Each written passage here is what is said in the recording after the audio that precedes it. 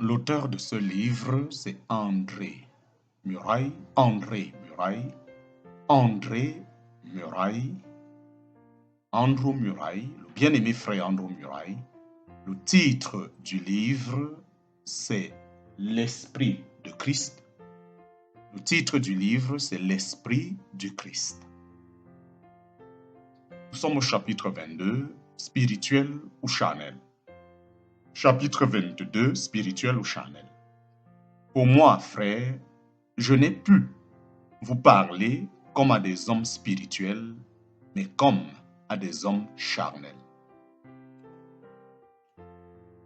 Pour moi, frère, je n'ai pu vous parler comme à des hommes spirituels, mais comme à des hommes charnels, comme à de petits enfants en Christ. 1 Corinthiens chapitre 3, versets 1 à 3.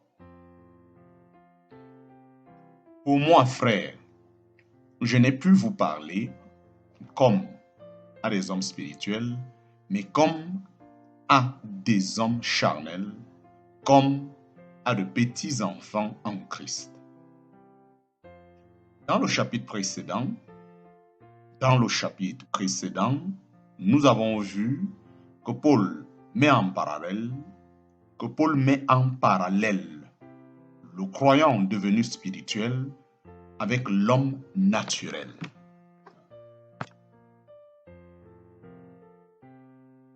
Paul met en parallèle le croyant devenu spirituel avec l'homme naturel non encore régénéré.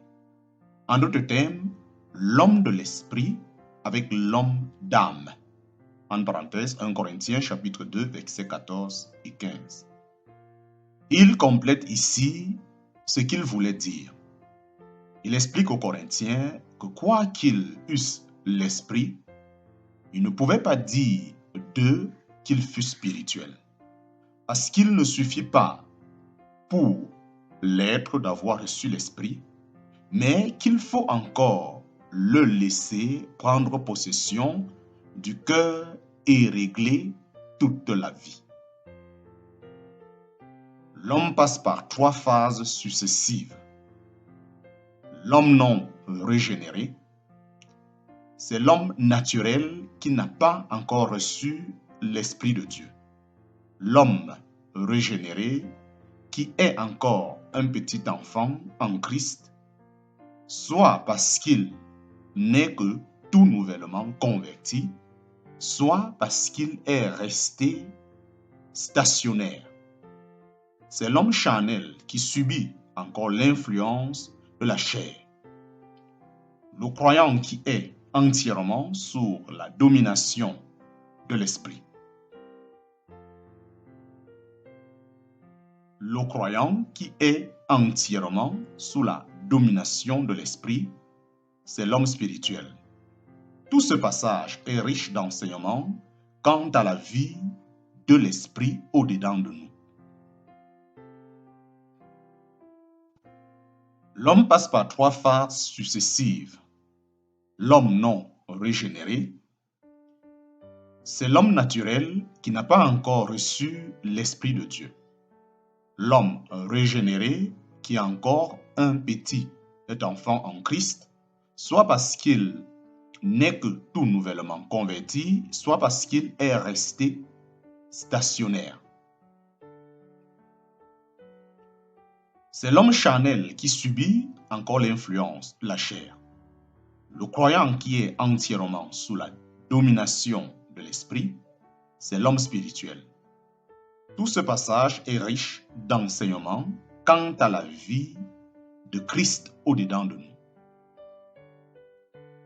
Il est triste de devoir reconnaître qu'un grand nombre de chrétiens restent toujours de petits enfants en Christ, comme les Corinthiens, tandis qu'ils devraient tendre à la perfection et parvenir à l'état d'homme fait.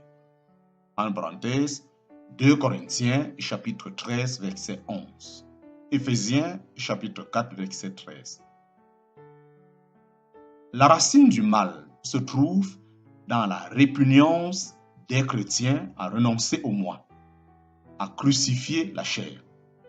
À tous, Jésus adresse ces mots si quelqu'un veut venir après moi, qu'il renonce à lui-même. En parenthèse, Matthieu chapitre 16, verset 24. L'Esprit n'est envoyé qu'à ceux qui obéissent. Il ne peut faire son œuvre que dans le cœur de ceux qui veulent renoncer au moi et le vouer à la mort. Il est facile de comprendre que la vie charnelle avec ses actes et l'esprit charnel avec ses connaissances réagissent l'un sur l'autre. Tant que nous laissons libre cours à la chair, nous ne pouvons pas recevoir des lumières spirituelles sur la vérité.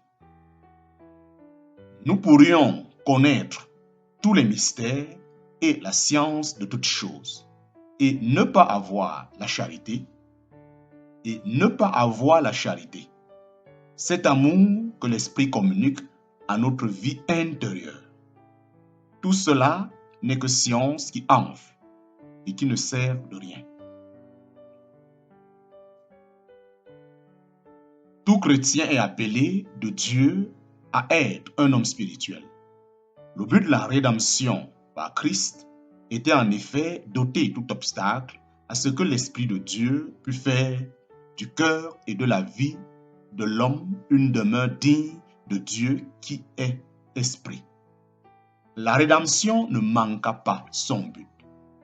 Le Saint-Esprit vint inaugurer une nouvelle économie, celle de la vie divine venant demeurer en l'homme avec puissance.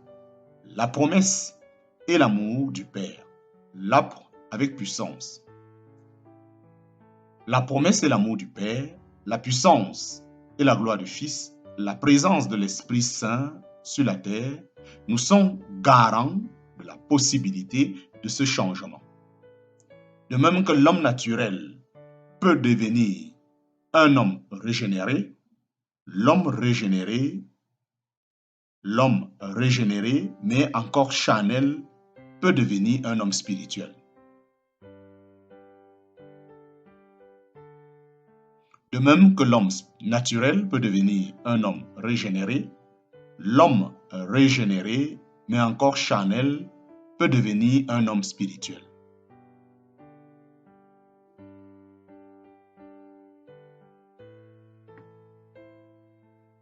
Pourquoi donc n'en est-il pas toujours ainsi? Cette question nous ramène au grand et impénétrable mystère de la liberté de l'homme. Cette question nous amène au grand et impénétrable mystère de la liberté de l'homme, à la faculté que Dieu lui a laissée d'accepter ou de refuser ses offres, de saisir ou de rejeter la grâce qu'il lui accorde. Pourquoi donc n'en est-il pas toujours ainsi? Cette question nous ramène au grand et impénétrable mystère de la liberté de l'homme, à la faculté que Dieu lui a laissée d'accepter ou de refuser ses offres, de saisir ou de rejeter la grâce qu'il lui accorde. C'est le Saint-Esprit qui fait de l'homme un être spirituel. Lui seul le peut et il le fait très certainement chaque fois qu'on se livre entièrement à lui. Être entièrement pénétré et sanctifié par le Saint-Esprit, placé sous son contrôle l'esprit, d'abord puis l'âme avec sa volonté, ses sentiments et ses facultés intellectuelles, et lui soumettre le corps aussi, voilà ce qui rend l'homme spirituel et ce qui prouve qu'il l'est. Répétons-nous ces mots qui seront la force de notre vie. Le Saint-Esprit demeure en moi, c'est dans mon esprit qu'est son sanctuaire invisible.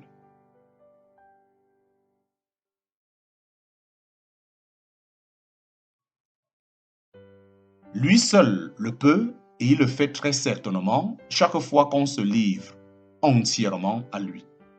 Être entièrement pénétré et sanctifié par le Saint-Esprit, Placer sous son contrôle l'esprit d'abord, puis l'âme avec sa volonté, ses sentiments et ses facultés intellectuelles, et lui soumettre le corps aussi.